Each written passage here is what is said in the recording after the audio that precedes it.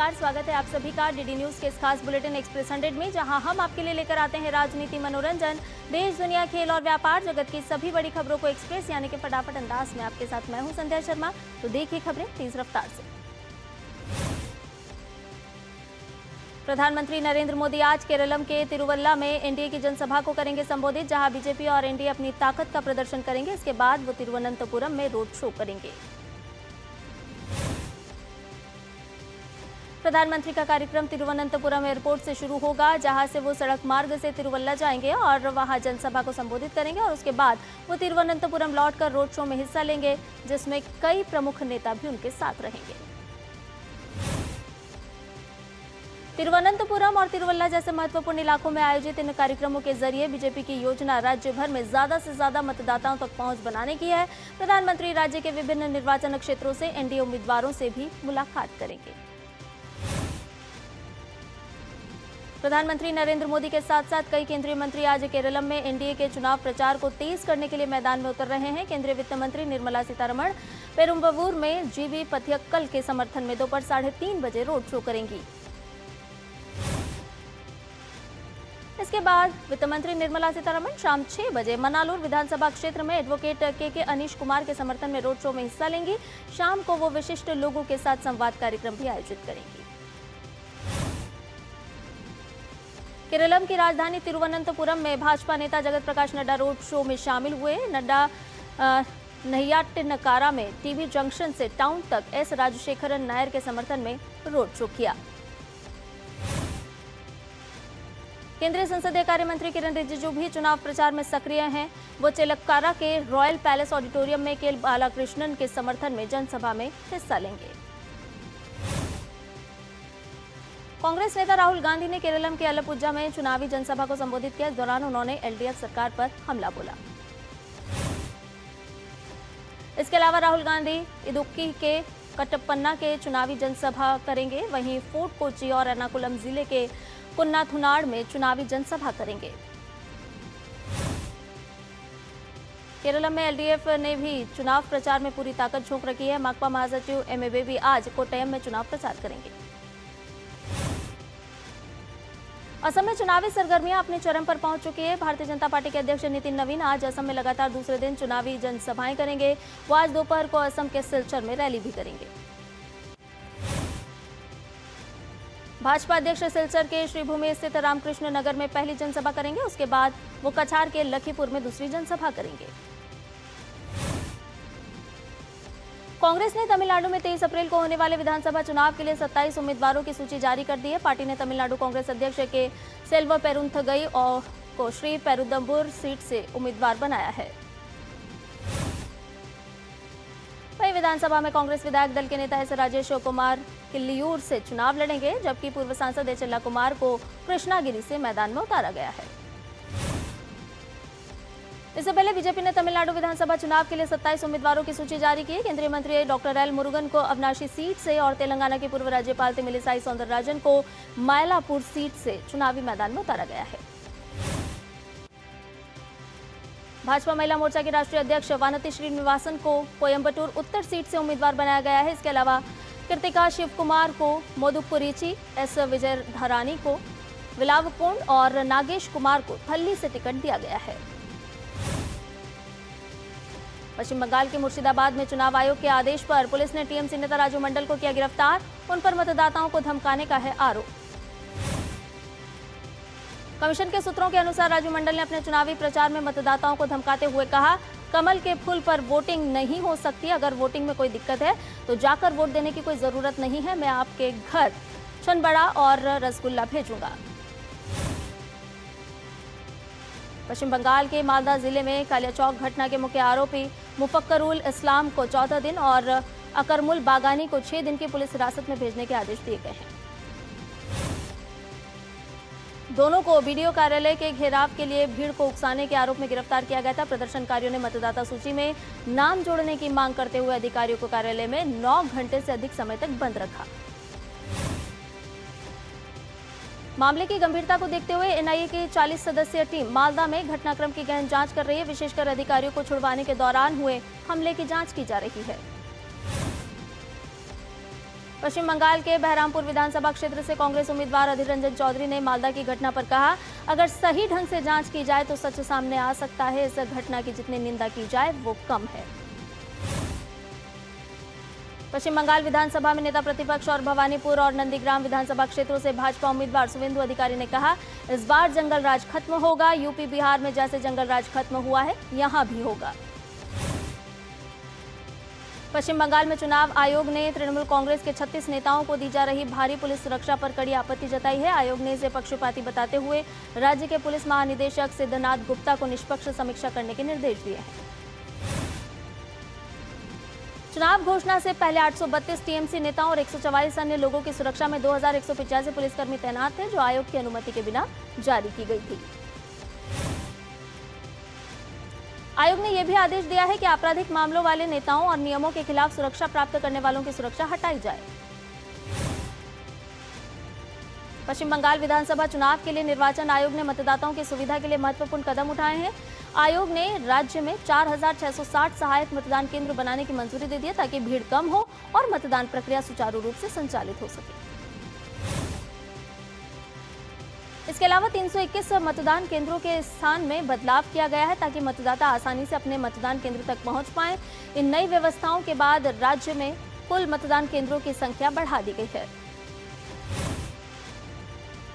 Uttar Pradesh ATS ने पाकिस्तान से संचालित एक संदिग्ध नेटवर्क के 4 आरोपियों को किया गिरफ्तार। गिरफ्तार आरोपियों में मेरठ के साकिब उर्फ डेविल, अरबाब, गौतम बुद्ध नगर के विकास गहलावत उर्फ रौनक और लोकेश उर्फ पपला पंडित उर्फ बाबू उर्फ संजू शामिल हैं।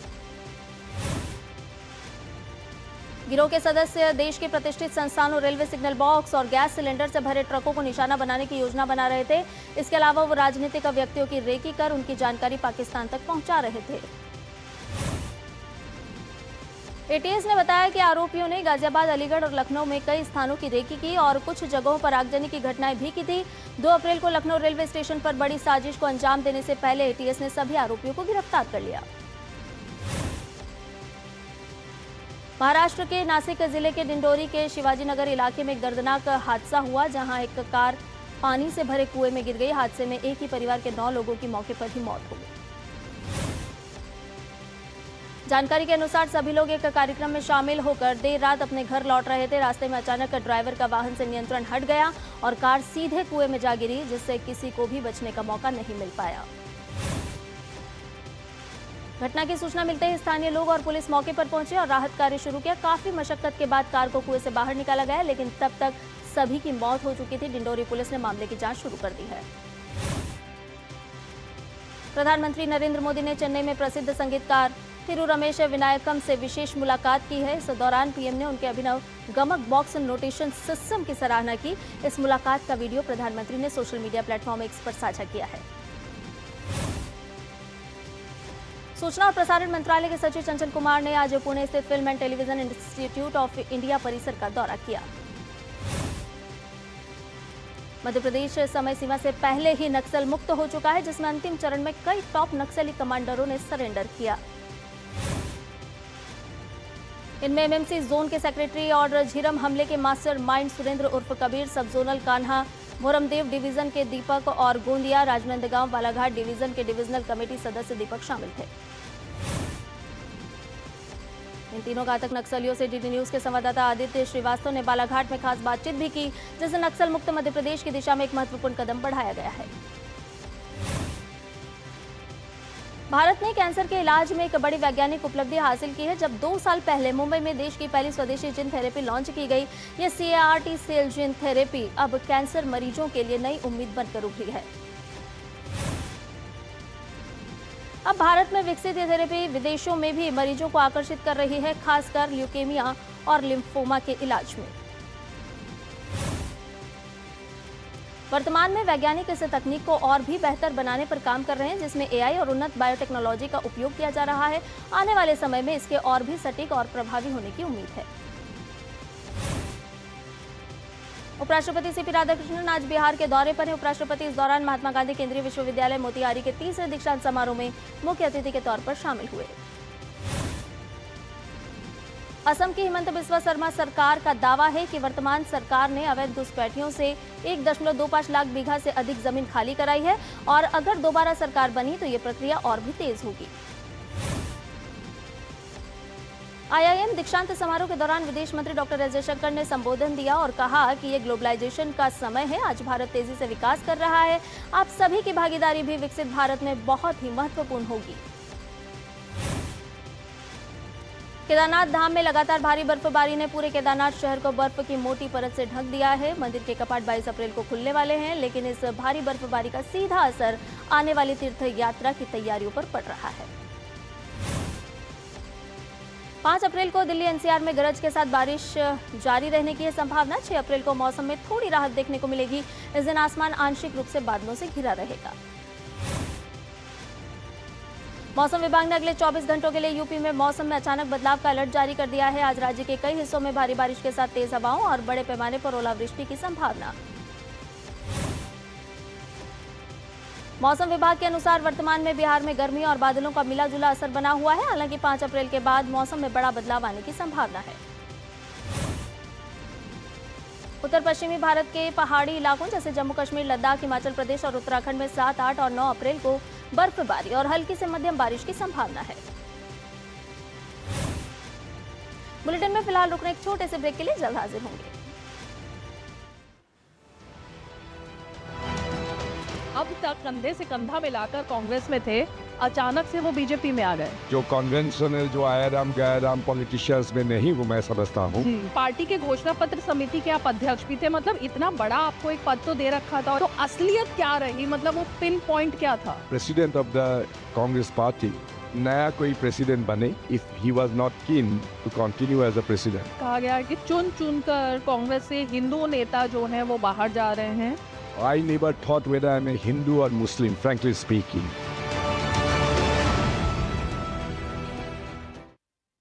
अनंगे कृत्य साहसम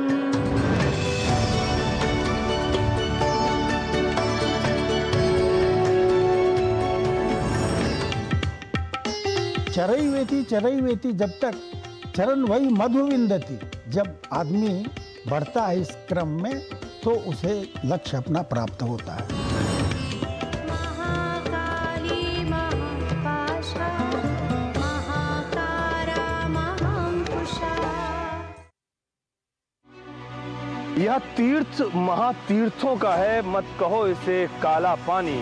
यहाँ की धरती के कण कण से सुनाई पड़ती है गाथा बलिदानी। जो फ्रीडम फाइटर्स थे उन्होंने ना सिर्फ ये जेल अपने लिए तैयार की, खुद के लिए तैयार की, बल्कि आने वाली पीढ़ियां, आने वाले लोग जो उनके पदचिन्हों पर चलकर आने वाले थे, देश की आज़ादी के लिए आवाज़ उठाने वाले थे, ऐसे लोगों के लिए उन्होंने ये तैयार किया। आज़ादी के इतिहास को लेकर, स्वतंत्रता आंदोलन को लेकर इस सेलुलर जेल को हम 5वां धाम कह सकते हैं।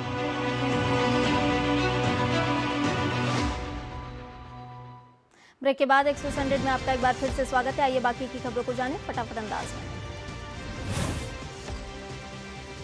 पेट्रोलियम एवं प्राकृतिक गैस मंत्रालय के अनुसार पीएनजी के विस्तार में तेजी आई है। मार्च 2026 से अब तक 3.42 लाख नए पीएनजी कनेक्शन गैसिफाइड किए जा चुके हैं, जबकि 3.7 लाख नए रजिस्ट्रेशन भी दर्ज किए गए हैं। सरकार ने कांडला में महत्वपूर्ण बंदरगाह कनेक्टिविटी परियोजना के लिए 132 करोड़ रुपए की दी मंजूरी। ये परियोजना भारत सरकार के प्रमुख सागरमाला कार्यक्रम का एक अभिन्न अंग है और पीएम गति शक्ति राष्ट्रीय मास्टर प्लान के उद्देश्यों के अनुरूप है। केंद्रीय कृषि मंत्री शिवराज सिंह चौहान की पहल पर रायसेन में 11 से 13 अप्रैल तक राष्ट्रीय स्तर पर उन्नत कृषि महोत्सव का आयोजन किया जा रहा है।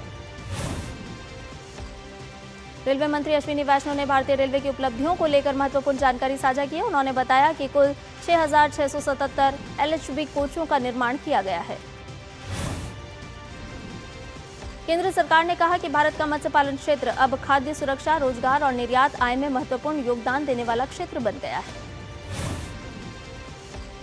मत्स्य पालन, पशुपालन और डेयरी मंत्रालय के अनुसार ये सेक्टर प्राथमिक स्तर पर करीब 3 करोड़ मछुआरों और मछली पालकों को रोजगार देता है, जबकि पूरी वैल्यू चेन में इससे लगभग दोगुने लोगों को रोजगार मिलता है। रेल मंत्री अश्विनी वैष्णव ने रेल अधिकारियों के साथ एक समीक्षा बैठक की अध्यक्षता की। रेल मंत्री ने कहा कि गरीब और मध्यम वर्ग को बेहतर यात्रा अनुभव प्रदान करना भारतीय रेल की सर्वोच्च प्राथमिकता है। बैठक में रेलवे परियोजनाओं के लिए लंबित भूमि अधिग्रहण के मुद्दे पर चर्चा हुई। रेल मंत्री ने अधिकारियों को प्रक्रिया में तेजी लाने और बाधाओं को दूर करने के लिए राज्य राजस्व और वन विभागों के अनुभवी सेवानिवृत्त अधिकारियों की विशेषज्ञता लेने के निर्देश भी दिए। ऑटोमोबाइल सेक्टर ने वित्त वर्ष 2025-26 में शानदार प्रदर्शन किया। त्योहारी सीजन में मजबूत मांग, जीएसटी दरों में कटौती और कई नए मॉडल्स के लॉन्च के कारण पैसेंजर व्हीकल उद्योग में इस दौरान 7 से 9% की वृद्धि दर्ज किए जाने का अनुमान। गौतम अडानी ने कहा कि उनके समूह की बंदरगाह इकाई APSEZ ने वर्ष 2030 तक 1 अरब टन माल की ढुलाई का लक्ष्य तय किया है। दिल्ली सरकार ने निविदा प्रक्रिया में एक बड़ा सुधार करते हुए अग्रिम राशि जमा करने की प्रक्रिया को पूरी तरह से ऑनलाइन कर दिया है। लोक निर्माण विभाग मंत्री प्रवेश साहिब सिंह ने ये जानकारी दी। वैश्विक ऊर्जा बाजार में भू राजनीतिक तनाव के बीच भी देश में रसोई गैस की आपूर्ति पूरी तरह सामान्य और पर्याप्त बनी हुई है। इंडियन ऑयल कॉर्पोरेशन ने जानकारी साझा की है। भारत और ऑस्ट्रेलिया के बीच कृषि व्यवसाय सहयोग को मजबूत करने के उद्देश्य से एग्रीमैथ्री पहल की शुरुआत की गई है। एग्रीमैथ्री इंडिया राउंड टेबल का पहला आयोजन ऑस्ट्रेलियाई उच्चायोग में किया गया, जो दोनों देशों के बीच कृषि क्षेत्र में सहयोग को बढ़ाने की दिशा में एक महत्वपूर्ण कदम माना जा रहा है। भारत ने अपने समुद्री क्षेत्र को मजबूत बनाने की दिशा में एक बड़ा कदम उठाते हुए दक्षिण कोरिया के साथ शिप बिल्डिंग सेक्टर में स्किल डेवलपमेंट को लेकर अहम समझौता किया है। पत्तन पोत परिवहन और जलमार्ग मंत्रालय ने कहा कि 2 अप्रैल को प्लान ऑफ इम्प्लीमेंटेशन पर हस्ताक्षर किए गए। ये समझौता मैरीटाइम अमृतकाल विजन 2047 के अनुरूप है। इसका उद्देश्य भारत को वैश्विक समुद्री क्षेत्र में मजबूत स्थिति दिलाना है। बल्लारी के चंद्रकांत सोनार ने प्रधानमंत्री मुद्रा योजना का लाभ उठाकर अपने व्यवसाय को नई ऊंचाइयां प्रदान की। उन्होंने अपने सीमेंट कारोबार सोनार ट्रेडर्स के लिए प्रधानमंत्री मुद्रा योजना के तहत 11 लाख रुपए का लोन लिया। उत्तराखंड के ग्रामीण क्षेत्रों में भी मुद्रा योजना ने काफी प्रभाव डाला है। वहां के छोटे व्यवसायों ने योजना के माध्यम से न सिर्फ अपने उत्पादन को बढ़ाया, बल्कि रोजगार के नए अवसर भी उत्पन्न किए। किसानों और कृषि से जुड़े व्यवसायों ने भी मुद्रा योजना से विशेष रूप से लाभ उठाया। उत्तराखंड के उद्यमियों का मानना है कि मुद्रा योजना न केवल उन्हें वित्तीय सहायता प्रदान करती है, बल्कि ये उनके एक नए अवसरों के दरवाजे भी खोलती है। ईरान के हवाई क्षेत्र में बचाव अभियान चला रहे अमेरिकी सेना के 2 ब्लैक हॉक हेलीकॉप्टर पर ईरानी सेना ने भीषण गोलीबारी कर दी है, जिससे पश्चिमी एशिया में तनाव चरम पर पहुंच चुका है। अमेरिकी मीडिया के मुताबिक यह हमला उस समय हुआ जब अमेरिकी विशेष बल ईरान द्वारा मार गिराए गए अपने F-15E लड़ाकू विमान के चालक दल को खोजने में जुटे थे। अमेरिका ईरान संघर्ष के दौरान ही डोनाल्ड ट्रंप ने अमेरिका का अब तक का सबसे बड़ा रक्षा बजट प्रस्ताव भेजा है। रक्षा बजट 2027 के लिए उन्होंने रिकॉर्ड $1.5 ट्रिलियन का रक्षा बजट प्रस्तावित किया है। व्हाइट हाउस द्वारा जारी किए गए बजट दस्तावेजों के मुताबिक राष्ट्रपति ट्रंप शांति के लिए शक्ति की नीति पर चलते हुए अमेरिका की सैन्य शक्ति को नए शिखर पर ले जाना चाहते हैं। ईरान अमेरिका इजरायल युद्ध लगातार और ज्यादा आक्रामक होता जा रहा है। आज ईरान ने इजरायल पर कई मिसाइलें दागी है। इस बात की पुष्टि इजरायल की सेना द्वारा की गई है। रक्षात्मक प्रणालियां इस खतरे से निपटने में लगी हुई हैं। इजरायल के तेल अवीव में ईरान मिसाइलों को हवा में ही नष्ट किया गया। ईरान के इस हमले में एक व्यक्ति के घायल होने की भी सूचना है। खार्किव के उत्तर पूर्वी क्षेत्र में शुक्रवार को पिछले 24 घंटों में मिसाइल बम और ड्रोन हमलों में कम से कम 2 लोग मारे गए और 2 दर्जन से ज्यादा लोग घायल हो गए। मॉस्को से लगभग 900 किलोमीटर दूर रूस के उलियानोव्स्क क्षेत्र में 412 लोगों को ले जा रही एक यात्री ट्रेन के पटरी से उतरने के कारण एक बच्चे सहित 7 लोग घायल हो गए। अफगानिस्तान और पाकिस्तान के कुछ हिस्सों में कल देर रात 5.8 तीव्रता का भूकंप आया। काबुल के गवर्नर के प्रवक्ता ने बताया कि भूकंप के कारण कम से कम 8 लोगों की मौत हुई है। यूरो मेडिटेरियन सिस्मोलॉजिकल सेंटर और यूनाइटेड स्टेट्स जियोलॉजिकल सर्वे के अनुसार शुक्रवार के भूकंप का केंद्र अफगानिस्तान के कुंदुज शहर से लगभग 150 किलोमीटर पूर्व में हिंदुकुश पर्वतमाला में था। इजरायली सेना ने आज लेबनान के उग्रवादी संगठन हिजबुल्लाह के कई ठिकानों पर हमला किया है। इजरायली सेना ने बताया कि उन्होंने हिजबुल्लाह के बुनियादी ढांचा साइटों पर हमला करना शुरू कर दिया है। इजरायल के इन हमलों से बेरूत के दक्षिणी उपनगर से धुआं उठता हुआ देखा गया। हिजबुल्लाह का खात्मा करने के लिए इजरायल ने दक्षिणी लेबनान में घुसकर लगातार हिजबुल्लाह पर हमले किए हैं। ईरान समर्थित हिजबुल्लाह उग्रवादियों के खिलाफ लड़ाई में इजरायल ने उनके सभी ठिकानों को नष्ट करने का संकल्प लिया है। आर्थिक दिक्कतों से जूझ रहे पाकिस्तान से संयुक्त अरब अमीरात ने अपना $3.5 बिलियन कर्ज चुकाने को कहा है। अबू धाबी ने अब इन फंड्स की तत्काल वापसी की मांग की है। पाकिस्तान के केंद्रीय बैंक के भंडार लगभग $16.3 बिलियन है। $3 बिलियन का भुगतान करने से भंडार में लगभग 18% की कमी हो सकती है। पश्चिम एशिया के संकट में ग्लोबल प्लेयर बनने का पाकिस्तान का सपना चकनाचूर हो गया है। ईरान ने पाकिस्तानी मध्यस्थता को सिरे से खारिज करते हुए स्पष्ट कर दिया है कि वो इस्लामाबाद की सरजमी पर किसी भी अमेरिकी प्रतिनिधिमंडल से मुलाकात नहीं करेगा। इंडियन प्रीमियर लीग में आज 2 मुकाबले खेले जाएंगे। पहले मैच में दिल्ली के अरुण जेटली स्टेडियम में दिल्ली कैपिटल्स और मुंबई इंडियंस की टीम आमने सामने होंगी।